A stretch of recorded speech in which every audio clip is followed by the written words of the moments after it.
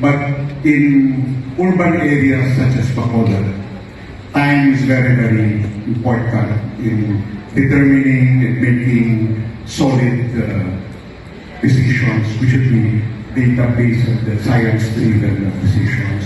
So, in behalf of the City of Bacolod, we would like to thank DOST through Secretary Sulido na napabilis yung mga programs na ilalagay dito sa Bacolod City. So thank you very much, Secretary Sulido and the entire DOST family.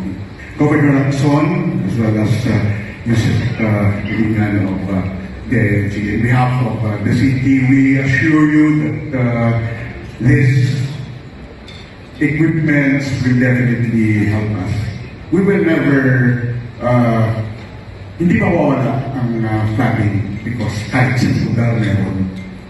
I think that's a realization that each of every one of us should understand. But what is important is that we will be able to make quick decisions and response in times of situations like this.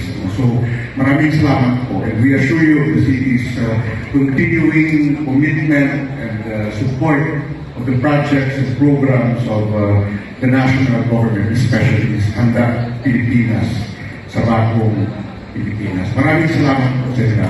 This part of the city, I immediately called Secretary Sulido asking for some guidance, suggestions, and following up one of the projects which we believe can help the LGU come up with quick decisions, especially in the aspect of the volume of rain and other technical matters which is already beyond my comprehension.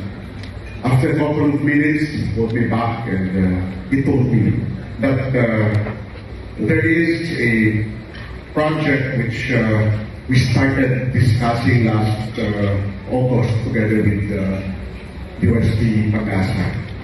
This is the establishment